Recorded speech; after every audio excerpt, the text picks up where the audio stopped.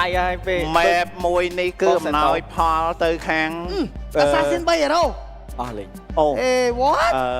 ពេលដែលគាត់មកខាង first pick គាត់ធ្វើការ ban ទៅលើ assassin ចោល3 hero អញ្ចឹងទុកហាយ៉ាឲ្យលេងមកបាទទុកហាយ៉ាប៊ូសាទៅឲ្យ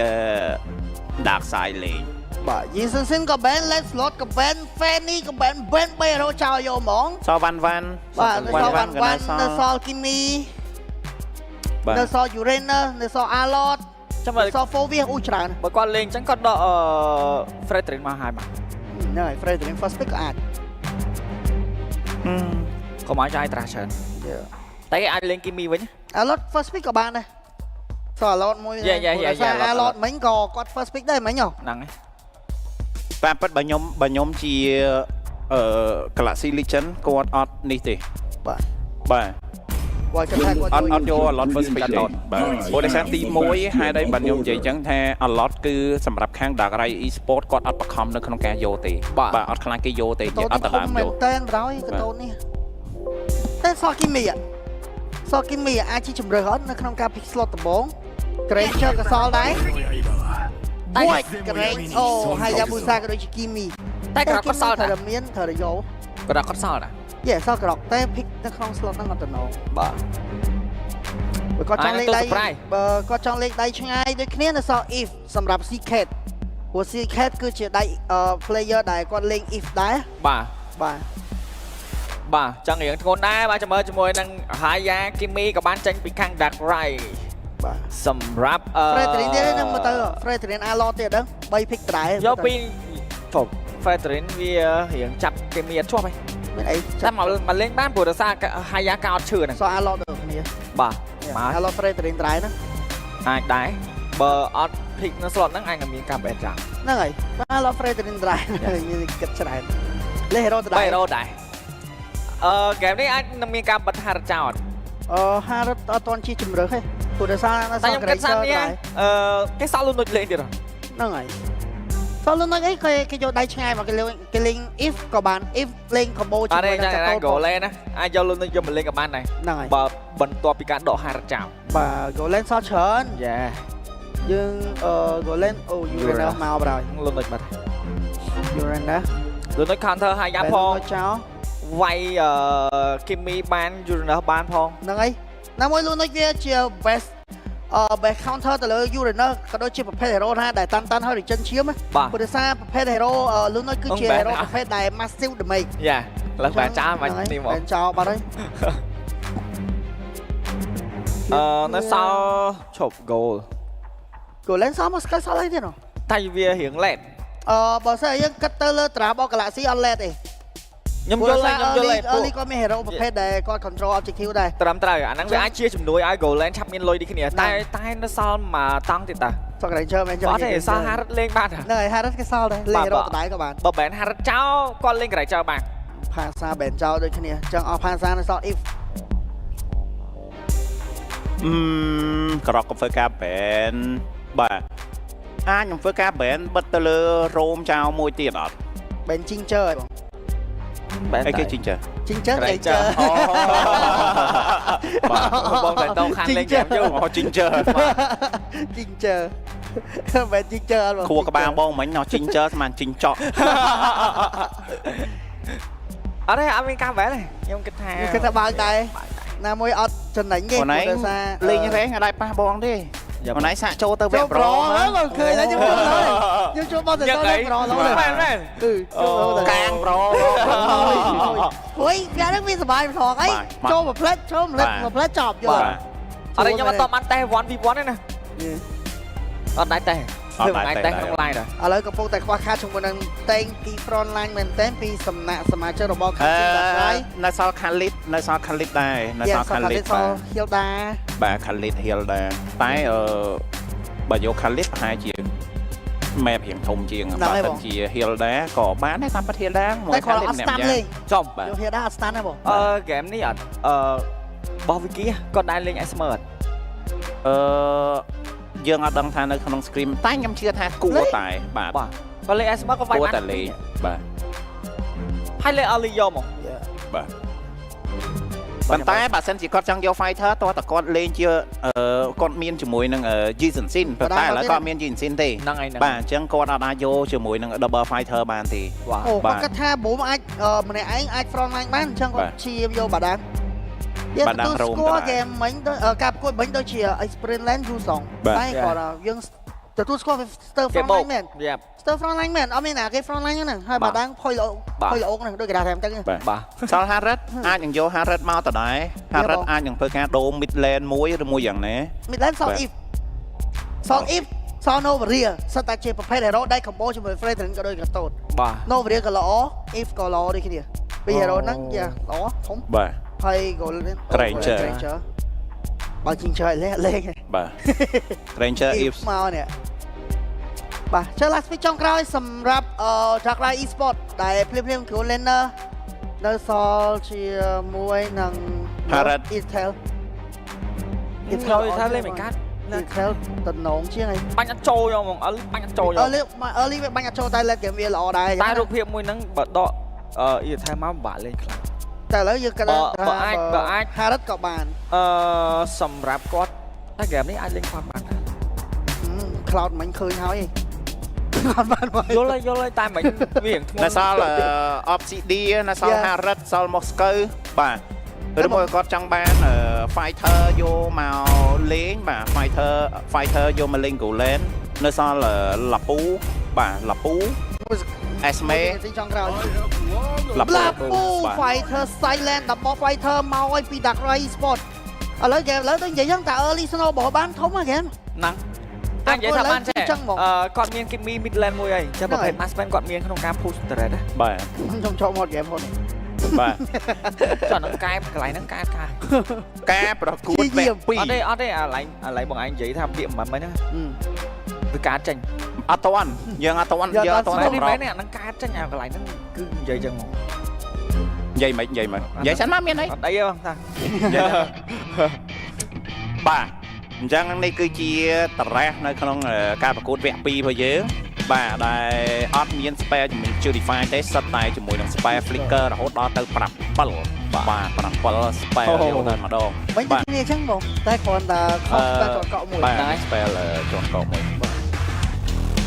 Judify ចង់មើលនៅក្នុងការប្រកួតវគ្គ2នេះចាំមើលខាង Dark Knight Esports គាត់អាចនឹងធ្វើការ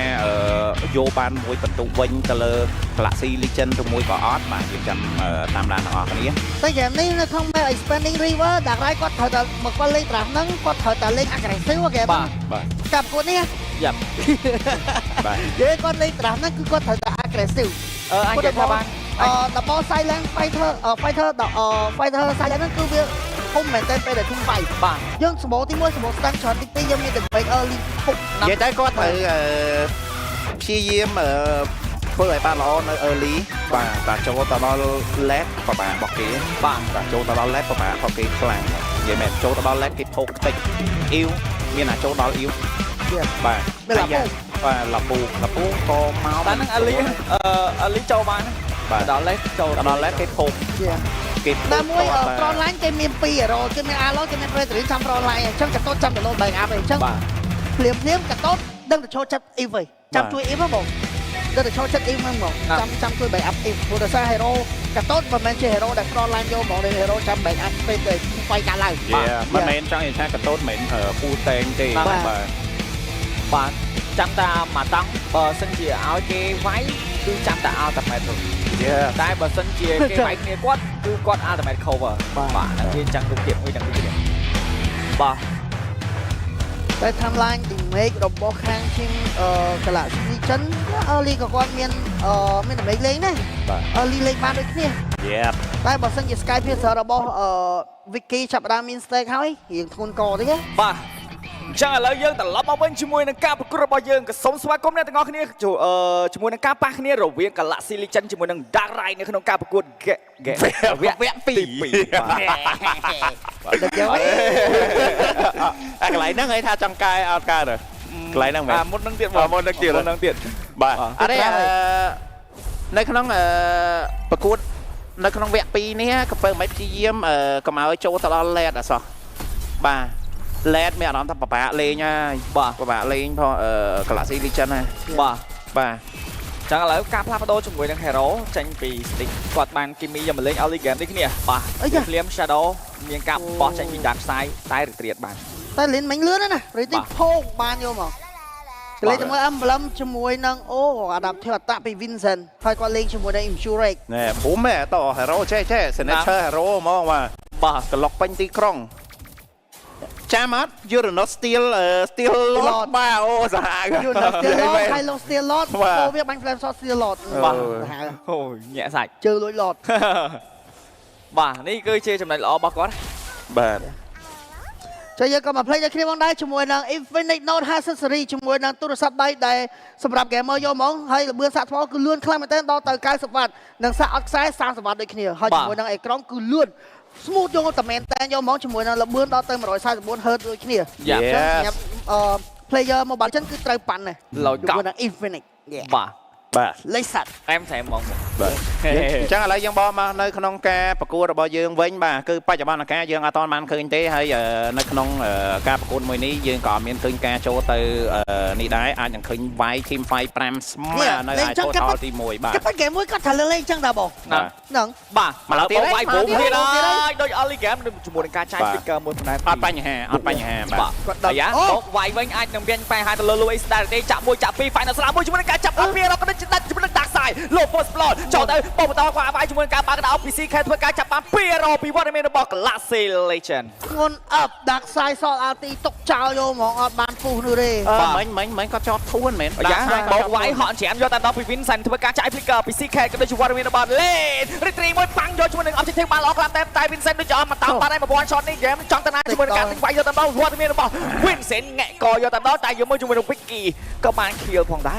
បាទខ្ញុំនិយាយមែនណាការចូលមកវាយមិញគឺការវាយ3ទល់នឹង5បាទវាយ3ទល់នឹង5អត់មានជាមួយនឹង Dark Side អត់មានជាមួយនឹង Boom ហ្នឹង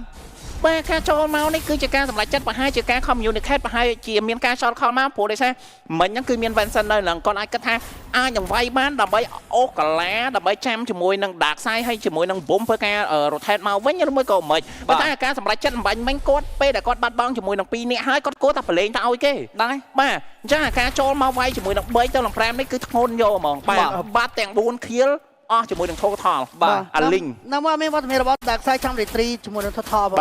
ចូលទៅណាមួយ total តួយើងចូលទៅពូ RT គេដល់ឈាមគេមកកណ្ដោពូអត់ឡាច់អត់ណាពូទៅលើ lane មិនដាច់ lane គាត់ពេញ stake គាត់ចាប់ពូ RT retreat ដើរចេញបាទខុស goal គ្នា1000បាត់ហើយបាទ Granger មួយលាពូខុសគ្នា1000បាត់ហើយបើគាត់ 2000 ហ្នឹងបងបាទមិនពី lane ហើយបានមក clear ទៀតហ្នឹងហើយបាទធ្ងន់ដែរញៀប2700ទល់នឹង1000ដាច់1000នៅ early ច្រើនណាបាទ minion 2 wave អត់គ្រប់ទេណាបងបាទអត់គ្រប់ទេបាទចាឥឡូវភ្លាមបន្ទុក kill គឺ4ទល់នឹង0ទៀតហើយជាមួយនឹងការនាំមុខចេញពីខាង Galaxy Legend goal lit 2k goal បាទចាំមើលតាំងចិត្តឲ្យស្ងប់បាទមួយព្រោះដោយសារការប្រកួតនេះគឺសំខាន់ខ្លាំងមែនទែនសម្រាប់ Dark Rai Esports បាទអញ្ចឹងនៅ early យើងក៏បានឃើញដែរដោយសារមានការវាយនៅមិញគឺការវាយមុន total យកហ្មងបាទយើងបានឃើញដែរជាមួយនឹងការចាយជាមួយនឹង flicker នៅក្នុងការ sale បាទប៉ុន្តែនៅតែមិញគាត់ព្យាយាមចូលបញ្ញុកចូលទៅវាយវិញបាទមិញបើសិនថាយើងមើល team fight នៅខាងក្រោមគឺ4ទល់នឹង4ហ្មងហ្នឹងហើយបាទតែព្យាយាមតាំងពីកម្មពីការប្រកួតទី1ហ៎បងខាង Galaxy Legend ណាគាត់តែងតែបុក ESP lane រហូតហ្មងគាត់យក objective ហ្នឹងហើយបុកវាយ lane Boom ហ្នឹងហើយបាទប៉ុន្តែ Boom នៅក្នុង game នេះគាត់បាន perform ទៅលើ Uranus រៀងតាន់បន្តិចមិនដូច U2 ទេនេះបាទតែរូបភាពយ៉ាងបានឃើញនេះ Boom គាត់ព្យាយាម zone map ឲ្យ team របស់គាត់ដើម្បីមាន space នៅក្នុងការលេងបាទដើម្បីព្រោះដោយសារហើយយ៉ាងបូសារបស់ Dark Side គាត់អាចចូលមកដូចបានទេគាត់ចាំតបោះស្មៅដើម្បីចូលមក retreat បាទហើយតួនាទីនេះដែលបើ front line នៅខាងមុខនេះ Boom គាត់ព្យាយាមបានធ្វើអីដែល team របស់គាត់ចង់បាននេះឥឡូវបាញ់ RT មួយពី stick ក៏ដូចជាកន្លែងនេះវត្តមានជួយនឹងការ review សតដល់ retreat បានពី Dark Side តែបានជួយនឹងការអុកទៅដល់ viewer របស់ CK ធ្វើការដាក់ជួយនឹងវត្តមានរបស់ក្តាម goal 2 kill តែបើ kill ចូលទៅលើ Vicky អានេះយកបាន triple kill ដែរទេជាមួយនឹង Vicky ញ៉ាំមកភ្លៀងចាយ flicker មួយពីវត្តមានរបស់ Boom ផងដែរបាទទោះជាបានបងជាមួយនឹង2 kill ក៏ពិតមែនប៉ុន្តែបាន trade ជាមួយនឹងtotal មួយបោះ shadow មួយជាមួយនឹងការកោររូបភ្លៀងយកទៅដល់កោចំកណ្ដេនសាជាប់មកសើម្ដាយលូត passive មកវិញប៉ុន្តែដល់បាយទៅគ្នាជាមួយ ជាមួយនឹងវត្តមានរបស់ដាក់ស្អាយធ្វើការចាប់ខ្លួនមួយបងអត់មាន flicker ទេជាមួយនឹងការយកបានមេកាគៀពី Wiki បន្ថែមទៀតបាត់ហើយ Wiki បានបាញ់ដូចជា30 40 stake បាត់ហើយនេះ អត់ទេឥឡូវសំខាន់គាត់ពាក់ហ្នឹងគាត់ពាក់អីគេមុន Sky Pizzer Sky Pizzer មុនទេ Yeah អាចនឹងពេលដែលបាន kill អាចបើសិនយើងរាប់បើគាត់មាន Sky Pizzer ពេលដែលគាត់កំពុងតែទទួលយក kill ហ្នឹងតែ បាទ stake អញ្ចឹងយើង complete ដែរជាមួយនឹង sponsor របស់យើងកញ្ចប់ MLBB បានពេជ្ររហូតដល់235ពេជ្រនិងលេង Mobile Legends តាមសប្បាយតែម្ដងរបៀបជាប់អ្នកទាំងអស់គ្នាចំណាយត្រឹមតែ$6ក្នុងរយៈពេល1ខែគ្រាន់តែចុចផ្កាយ1686ផ្កាយលេខ2ត្រង់ជ្រុករួចរាល់ជាការស្រេច ចូល Sky Pizzer for item បាទ Wiki មាន អាយ៉ា ណា បាទ Wiki មានណា 40 stake បាត់ទេបង ហ្នឹងហើយបាទពុំបុប Unstoppable ពី Wiki តបលេងជាប់ហ្នឹងយើង បាទ តបក្រែងចាលេងជាប់ហ្នឹង បាទ បាទ5-0នៅក្នុងដៃ Sky Pizzer បើមិនដូចជា40ទៅ40ពីឲ្យបានមួយខៀលឲ្យទៅលោតមក Sky ឥឡូវ Pizzer គាត់បានខៀល ឥឡូវ5 គាត់បាន40 អញ្ចឹង40ហើយបាទនៅ early game បាទត្រឹម6នាទីកន្លះ40 stack ច្រើនណាស់ ហ្នឹងហើយ បាទគាត់ចេញបានពី item កន្លះហើយណា បាទ បាទ តើហាន់ដល់ strike មកគ្រាប់ទៀតរៀង បាទ បបាក់ ប៉ុន្តែចាំមើលព្រោះដោយសារការ set up នៅក្នុង total មិញចេញពីខាង Dark Rai ក៏យើងបានឃើញគាត់ធ្វើបានល្អដែរបាទតែអីដែលសំខាន់បើសិនជានៅក្នុង team fight 5ស្មើអាចនឹងប្រមាណជាមួយនឹងទប់ជាមួយនឹង damage របស់ Granger របស់ Wiki បន្តិចព្រោះតែយើងមើលទៅអត់ដឹងថាឥឡូវយក hero ណាដើម្បីទៅទប់មួយ Granger វាយទៅលើវត្តមានរបស់ Louis ចាក់មួយចាក់ពីរឡើងជាមួយនឹងឈាមក៏ដូចមក fight នៅស្លាជាប់3 4រយយកទៅមកបាក់ RT ជាមួយនឹងការបាក់កណ្ដាល cover ពី CK តែ cover អត់ជាប់ទេជាមួយនឹងការផ្ដាច់បាន Louis ផងដែរ Wiki ក៏ rotation មកបាញ់ RT 2 RT 3 RT យកទៅដល់ជាមួយនឹងការដេញបាច់តែព្រមធ្វើការរងជាមួយនឹង damage របស់ Wiki ទាំងស្រុងយកតែម្ដង នេះសល់ត្រីវាយ មិនដល់មិនចប់ទេជាមួយនឹងការយក objective មួយនេះបានឬក៏បានពីខេមវត្តមានរបស់ Dark Rai Esport គាត់ខ្ញុំគិតថាគាត់យកបានVincent កាប់ បាទកាប់បន្ថែមទៀតប៉ុន្តែជាមួយនឹង Secret ដូចចៃ flicker មួយបានហើយ off flicker ក៏ដឹងសាគីឡូឈាមបាញ់ anti មួយពីវត្តមានរបស់ Huste ធ្វើការ cover ជាមួយនឹងការយក objective game របស់ Dark Side បានថតទី3 នេះបាន Dark Rai បាទ100ពិន្ទុនៅក្នុងការ set up ជាមួយនឹង total បាទតាមពិតគាត់ត្រូវលេងអញ្ចឹងតាមនេះតែតែសារនៅក្នុងវគ្គ1អត់បានលេងអញ្ចឹងហ្គេមគឺឆាចោលយកហ្មងអញ្ចឹងនៅក្នុងវគ្គ2នេះយើងបានឃើញហើយដោយសារមានការ fail តាំងពី early ផងដែរប៉ុន្តែនៅតែបានជាមួយនឹង total ទី2ក៏ដូចជា total ទី3ទោះជា go ចាញ់ក៏ពិតមែនប៉ុន្តែមានសាច់ game បាទមានសាច់ game លេងបាទទៅរងមក បាទ តែហ្គេមមួយ fail មែនណាបងfail ក្រក់មើលណាតែហ្គេម2គាត់ជួសជុលបានមកវិញ recover បានមកវិញជួសជុលទៅជាងម្ញេ មានទឹក បាទអូចូលអពីពី stage ធ្វើការកាប់យកទៅដល់ពីវត្តមានរបស់ Vincent ធ្វើការ stand មកពី100មានការកោរុំឃ្លៀយកទៅមកពី Dark Side ប៉ុន្តែយកមកជាមួយនឹង Condenser បាត់បង់ក្រាមក៏បាត់បង់ដូចគ្នាជាមួយនឹងការឆោបាញ់យកទៅពីវត្តមានរបស់ Wiki Master Kill ប្រែទៅលើបុំចាប់ flicker ពី Wiki Triple Kill អានបានមែនតែពី Wiki មែននេះ980 stack ពេញបបបាទ អូយ បាទ មិញខ្ញុំជាប់ធួនមិញអត់ជាប់ធួនរួចបាត់ អស់ shadow ហើយគាត់កៅហើយ Dark Side កាត់ហើយកៅហើយក ៅទៅលើ secret ហ្នឹងហើយ តែលេ12ខ្ញុំគិតថាពេលដែលពុះហ្នឹងគាត់ដើរទៅវិញគាត់ពាក់បញ្ជើកាត់គូដោនគួរណាតែនៅសល់អញនឹងសល់2 second បាទ គូលេ15 shadow ហ្នឹងសល់តែ4 second ទេ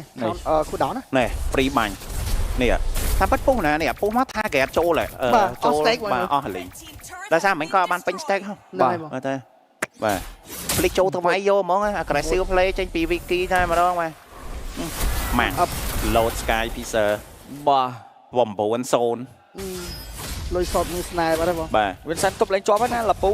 បាទហត់ច្រាមទៅលើ Louis ហានីភ័យឡើយពី Vincent ធ្វើការកាប់ stand មួយជាប់ជាមួយនឹង stand យកទៅដល់ពីវត្តមានរបស់ Stick បាក់អាទីបាយនៅស្លាទៅដល់ពីដល់ជាមួយនឹងការចាក់ឡើងជាមកកកយកទៅដល់ Louis ធ្វើការបាក់ដាក់អុកពីវត្តមានរបស់ Secret ធ្វើការផ្ដាច់ជាមួយនឹង Stick ដូចគ្នាផងដែរ អឡតតាហាបាទ mechanic skill ដល់ក Louis ល្អបាទ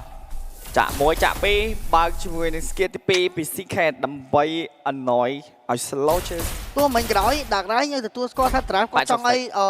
experience land ធំណាខ្ញុំជើង Louis តែគេគ្រាន់ចោះជួយ early តែតិចឯណាតែ Louis គាត់ fast clear គាត់ចូល rotation team fight រហូតយកបាទណាមួយទាំង2វគ្គហ្មងមិនថាវគ្គ1មួយវគ្គ2គេជោគជ័យការ rotation ទៅ experience land ហ្នឹងទាំង2ហ្មងបាទឥឡូវមានការចូលទៅលួច orange បើបន្ថែមទៀតបុំបើក map ក៏ដូចជាបាញ់ anti ពី stick បន្ថែមទៀតតែអត់ចំទេការ retrieve Yusan ពី Lin ក៏បានយកជាមួយនឹង orange បើដូចគ្នាផងដែរបាទ ទៅដល់ធួនបបោមបានមានបញ្ហាដែរទេមកចាយ flicker រត់លឿនឆ្កើតយកតែម្ដងអោទីឲ្យ flicker ទៀតព្រោះដល់អីមកពីក្រោយជួយនឹងការផ្លេយកដល់ពី Wiki អញមានបញ្ហាដែរទេមកការរូបឃ្លីបពីដាក់ខ្សែធ្វើការដាច់ជួយនឹង Wiki បានហើយចាក់មួយចាក់ពីរលួយធ្វើការចាប់ជួយនឹង stick ជួយនឹងការបដាច់បាន stick មកវិញដូចគ្នាពីវត្តមានរបស់ Galaxy Legend មិនទាន់ណាទេធ្វើការបើកមុខពី Louis អញមានមក final slash ទៀតដែរទេអត់ទាន់មានការបោះវាយទេដាច់តែ Wiki ហើយនឹង stick តែប៉ុណ្ណោះយកបាន Wiki ចំណេញណាសិតដោនគឺដាក់ខ្សែបាទចាំភ្លាមបើក map final slash មួយជាមួយនឹងការដកថយមកវិញយកផបពី Dark Side បាទមិនទាន់មកចប់បើក special មួយពីកាដិនសាធ្វើការ cover ឲ្យលីនគាត់មានឈាមក្នុងការលេង team fight យក T2 នៅផ្លូវ midlane ប៉ុណ្ណេះបាទគាត់មិញល្អបងនោះមកពី back line មិញបាទដាក់ conceal មួយ flick lock បានទៅលើ Wiki បាទបានមកសាត់ដោហ្នឹងក៏រៀងក្រាន់ដែររៀងធូរសហួយបាទបាទធូរសហួយបាទរសជាតិផ្អែមជាប់មាត់ហ្នឹងបងបាទធូរសហួយអូមកក្រោយបាទទៅដល់មកវាយយកតែម្ដងពីកាដិនសាធ្វើការធួនតែអត់ចំទេបាញ់អាទីយកតែម្ដងពី stick ជាប់បាន200តែបាញ់លិនហើយនឹងកាដិនសាដូចជាមិនសូវឈឺទេពី stick ចាយ flicker មួយពី Louis ធ្វើការដកថយមកវិញទៅគ្នាឈោមអាយ៉ាញោះទៅទៀត3ទៀតអាយ៉ាទៅទៀតបាយឡាស្លាចាក់មួយចាក់ពីរឡើងឈាមបានឬក៏បានមកការហកកាប់យកតែម្ដងអាតម៉ាពីកាដិនសាធ្វើការ cover បណ្ដាលឡើងឈាមបានឬក៏បានលុយនៅតែបន្តតែការបដាច់យកតែម្ដងពី stick ធ្វើការបាញ់វត្តមាន stick បាត់បង់ដូចគ្នាពី Wiki បាញ់មួយបាញ់ពីរ10គីយកតែម្ដងពី Wiki អូយមិនប៉ិតទេអូយមិនប៉ិតទេលោកអាឡតនេះមិនសាយកហ្មងអូយបាទយើងក៏មិនភ្លេចដែរជាមួយនឹង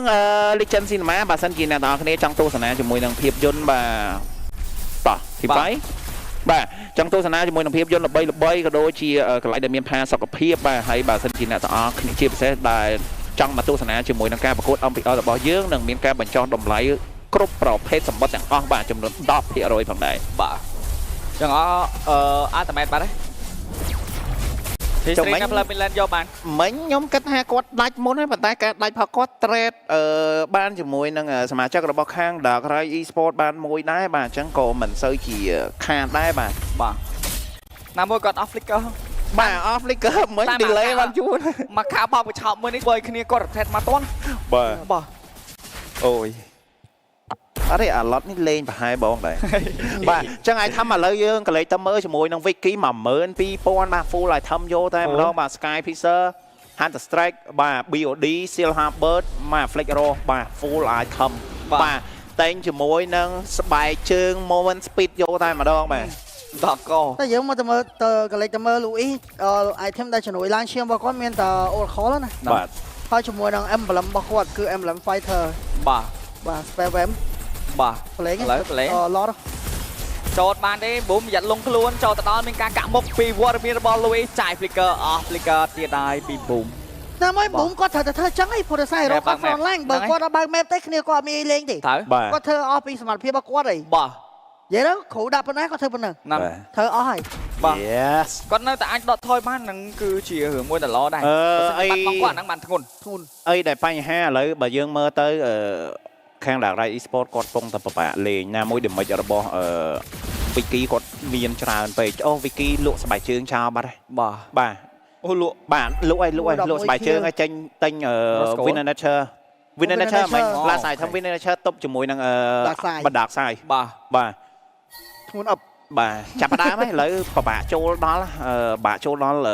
Wiki មួយ Secret បាទមកដល់ហើយតាគួរបាទអញ្ចឹងឥឡូវឡតនៅផ្លូវ mid lane ជាមួយនឹង lob មួយនេះ T3 បាត់បង់ហើយកាក់ទៅលើ hero យកតែម្ដងទៅលើ boom ធ្វើការ cover ជាមួយនឹងការឲ្យ lob fight free យកតែម្ដងតែយើងមើលជាមួយនឹង T3 នៅខាងផ្លូវ top lane ហត់ច្រាំយកតែម្ដងពី Vincent ធ្វើការកាត់ទៅលើ lane តែកាប់ lane អត់ដកថយទេជាមួយនឹងការបើកក្តោបពី CK ជាប់បាត់ Bero ធ្វើការលុបអាទេចូលតែលុកខ្លួនហើយពី Cadenza អាយ៉ាតែជាងគេ hype ពេកជាមួយនឹង Cadenza បានជាមួយនឹងការបើកក្តោបយកតែម្ដងពី CK មក final slam មួយពីវត្តមានរបស់ Louis ចាក់មួយចាក់ពីរជាមួយនឹង killing spree បានទៅលើវត្តមានរបស់ Wiki បានទៅមក Wiki បាញ់ចុះបាញ់ឡើង10 kill បាញ់យកតែkill បានទេបាច់ទៀតជាមួយនឹងការសល់ last man standing ពី Vincent 5 out មានអីមកដល់ទៀតហើយពី Wiki ក៏ដូចជាជ័យជំនះក្នុងការប្រកួត game ទី2 Louis steal សាវែកទៅលើ Galaxy Legend Wiki អារម្មណ៍ស្មើអត់